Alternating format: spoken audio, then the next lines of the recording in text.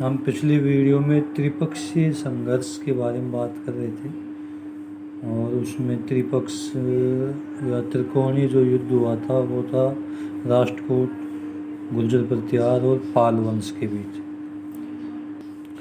त्रिकोणीय संघर्ष के समाप्त होने के बाद अब हम अगले वंश की चर्चा करेंगे, चोल वंश।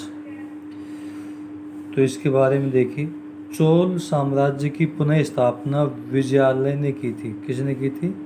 विजयालय ने। इसकी पहले करिकल्लम या कारिकाल नामक एक राजाधिराज हुआ था, उसने की थी 100 ईस्वी पूर्व, 100 ईस्वी में। ठीक है, तो उसके बाद दोबारा से किसने की? विजयालय ने। इसमें कुछ जो मोस्ट बातें वो मैं बता देता हूँ। राजा विजयालय के पुत्र आदित्य ने पल्लव नरेश अपराजित को हराया। क्या नाम था पल्लव नरेश का? अपराजित, उसको हराया। आदित्य के पुत्र परांतक प्रथम ने पल्लवों की शक्ति को पूरी तरह कुचल दिया। ठीक है, कि जो आदित्य का पुत्र था एक चोल वंश में, परांतक प्रथम ने, जो पल्लव थे इसके समकालीन, उनकी शक्ति को पूरी तरीके से कुचल दिया। चोल राजराज प्रथम 985 से 1013 ने संपूर्ण मद्रास, मैसूर, कुर्ग और सिंहल द्वीप, कोष्टक में श्रीलंका, जिसे आजकल हम श्रीलंका बोलते हैं, को अपने अधीन करके पूरे दक्षिण भारत का एक छत्र सम्राट बन गया था। कौन से भारत का? दक्षिण भारत का। कौन? चोल राजा था राजराज प्रथम। राजराज प्रथम ने अपनी राजधानी तंजौर में भगवान शिव का राजेश्वर या वृद्धेश्वर मंदिर बनवाया, जिसे वृद्धेश्वर बोलते हैं, और राजेश्वर शिव का मंदिर है तंजौर में। ये किसने बनवाया था? राजराज प्रथम ने।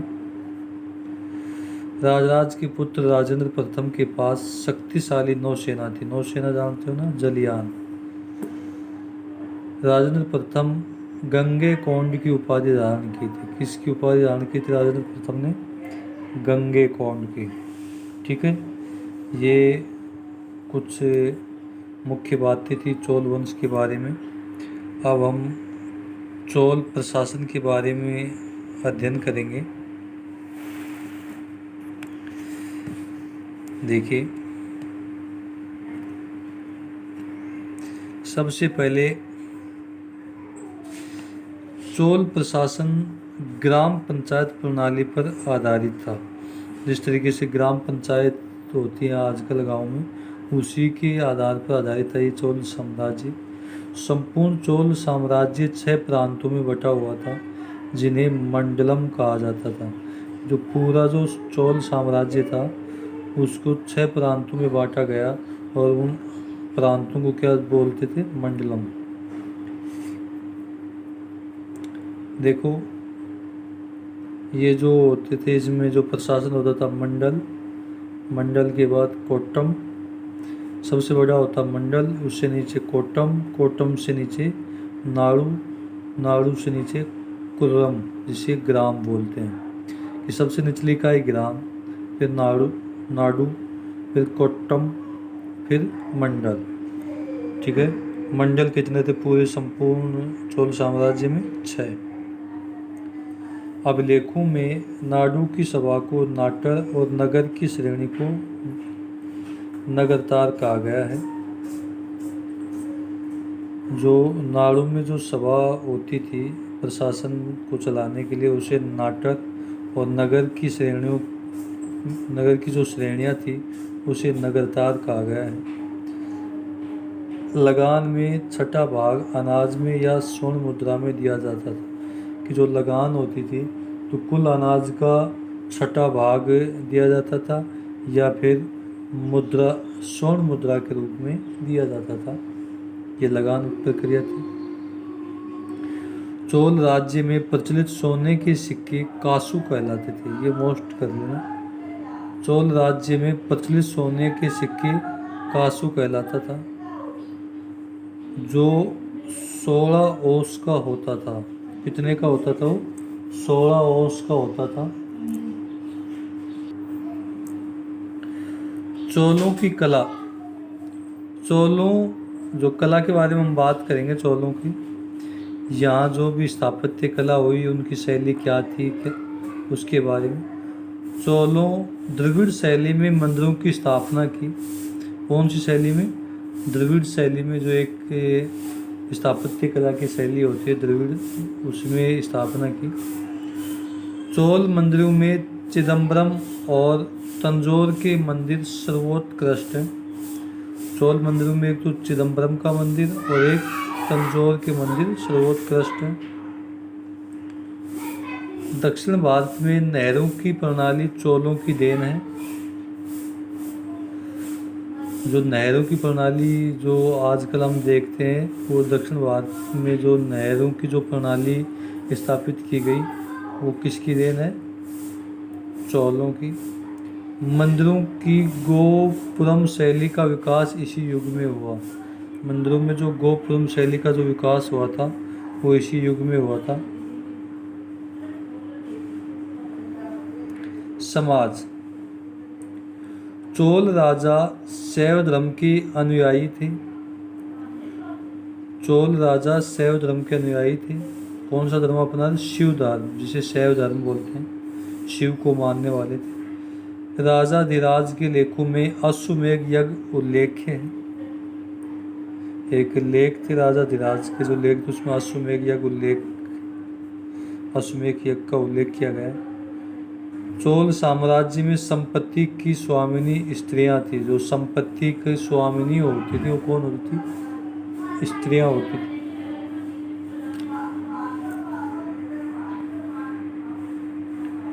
दास और देवदासी प्रथा भी प्रचलित थी। चोल साम्राज्य में दास और देवदासी प्रथा भी प्रचलित थी। आगे आता है दूसरा वंश, पल्लव वंश। तो अगला वंश है पल्लव वंश। इस वंश के संस्थापक थे सिंह विष्णु। सिंह विष्णु जिसे 575 ईस्वी से 600 ईस्वी के बीच स्थापित किया था। इसका शासनकाल था 575 और 600 ईस्वी तक 25 वर्ष शासन किया, 25-26 वर्ष।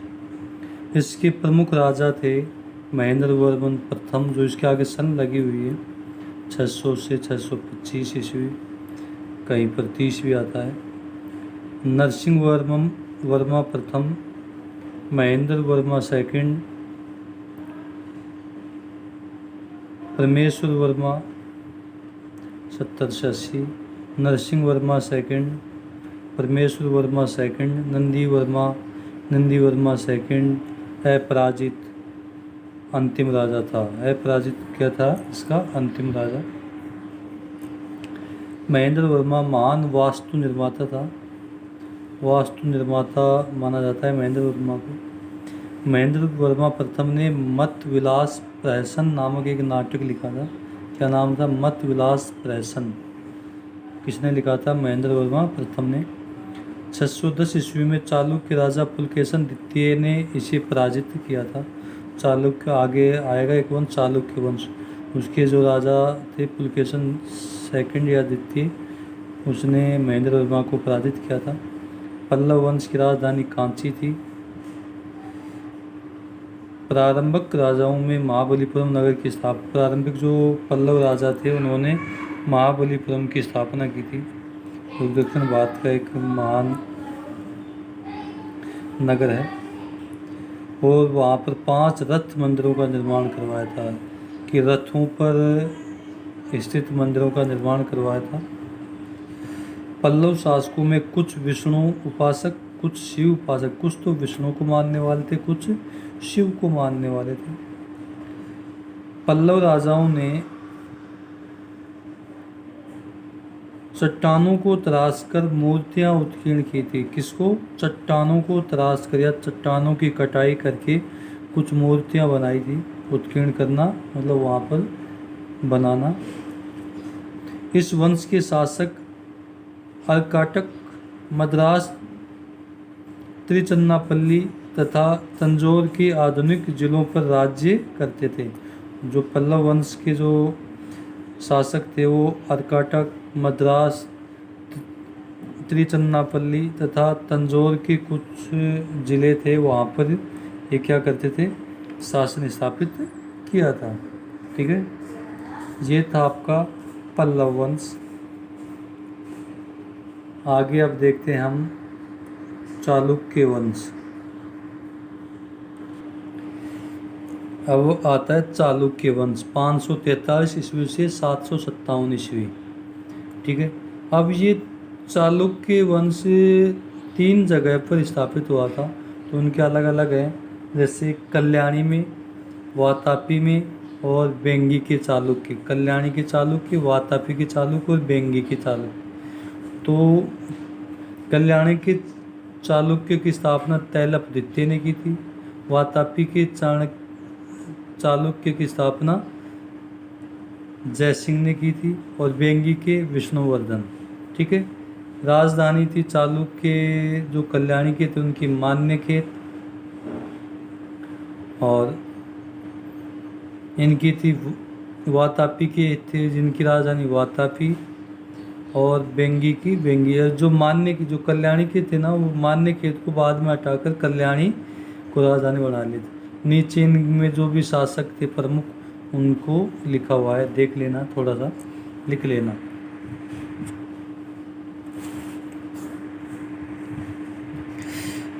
अगली लाइन देखिए, सोमेश्वर प्रथम ने मान्य खेत को हटाकर कल्याणी कर्नाटक को राजधानी बनाया। वर्तमान में जो कर्नाटक है, क्या नाम था, कल्याणी। ये कल्याणी कहाँ पर है, कर्नाटक में, तो उसको राजधानी बनाया। इस वंश के सबसे प्रख्यात शासक पुलकेशिन द्वितीय था। कल्याणी जो ये जो चालुक्य वंश था, चालुक्य वंश का जो सबसे प्रख्यात जो शासक था वो था पुलकेशिन द्वितीय। इसका राज्य उत्तर में नर्मदा नदी तक, दक्षिण में कावेरी नदी तक विस्तृत था। ठीक है, उत्तर में नर्मदा नदी और दक्षिण में कावेरी नदी, इसके मध्य पुलकेशिन द्वितीय का शासन स्थापित था। दक्षिण भारत में सबसे विख्यात या प्रख्यात जो शासक था वो पुलकेशिन द्वितीय।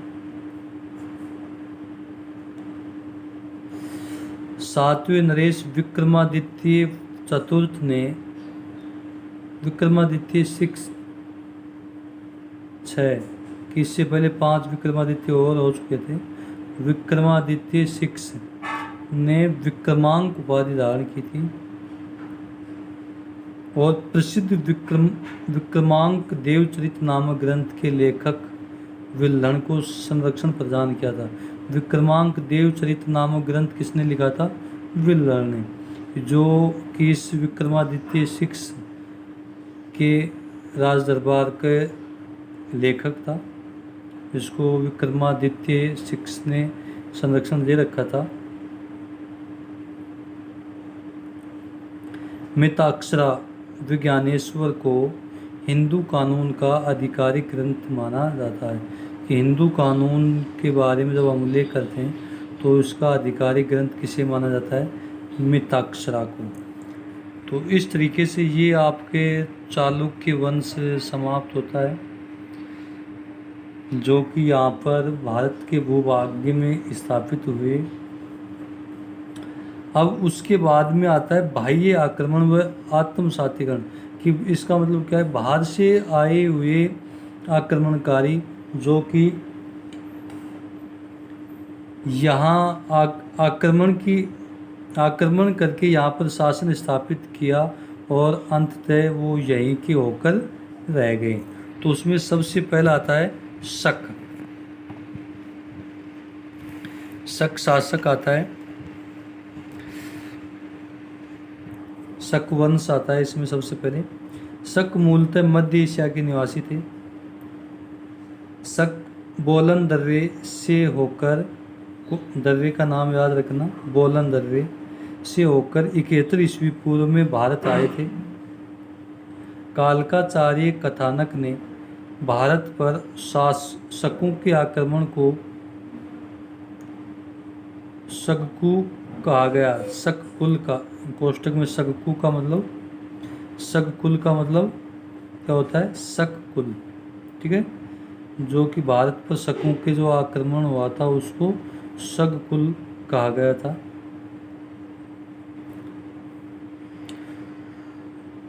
शकु ने सौराष्ट्र में शासन की स्थापना की।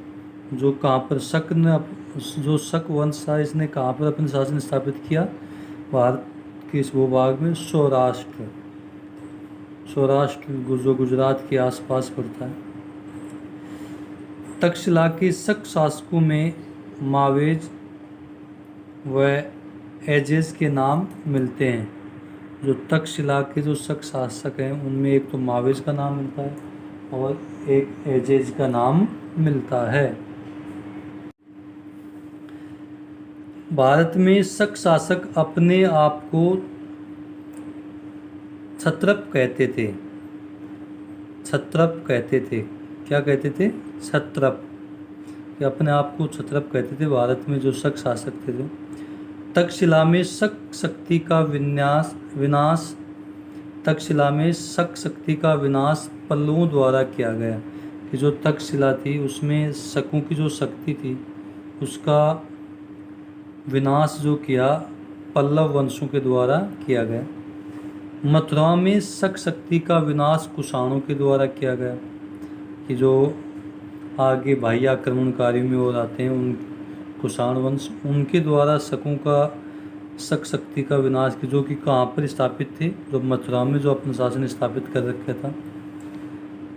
गौतमी पुत्र सातकर्णी को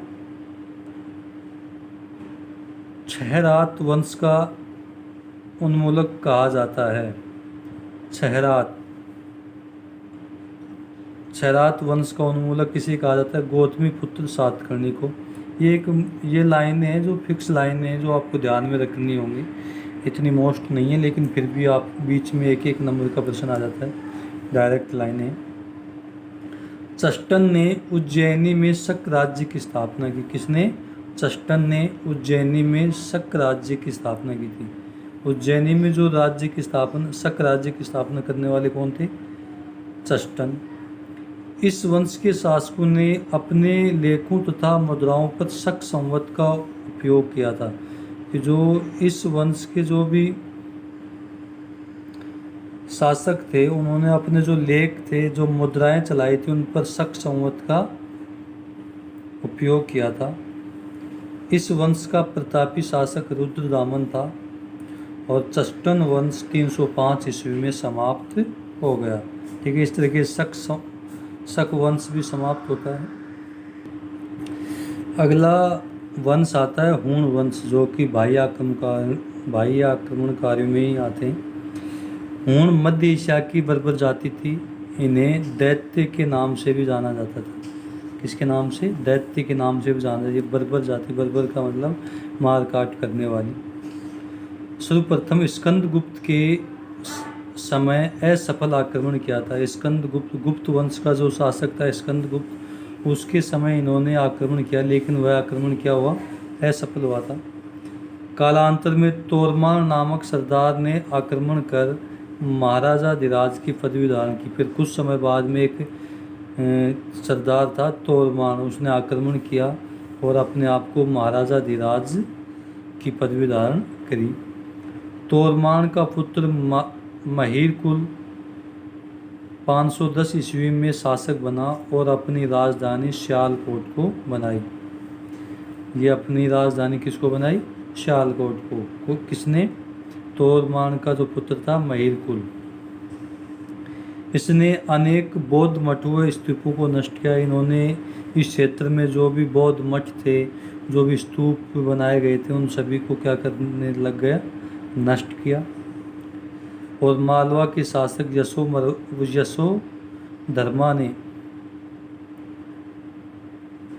यशोधर्मा ने इसे पराजित किया था। उसके बाद ये वंश समाप्त हो गया। अगला वंश आता है कुषाण वंश।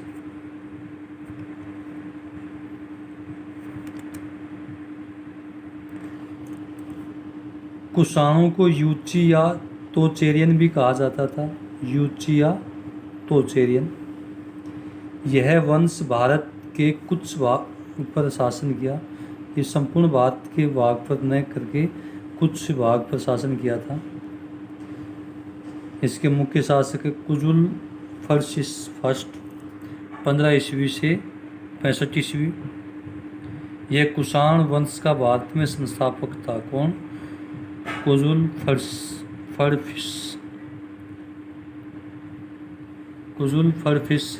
फर्स्ट ये कुषाण शासक का भारत में संस्थापक था। इसने वैदिक धर्म को अपनाया। कौन से धर्म को अपनाया? वैदिक धर्म को अपनाया। किसने? कुजुल। अगला शासक आता है विम फर्फिश।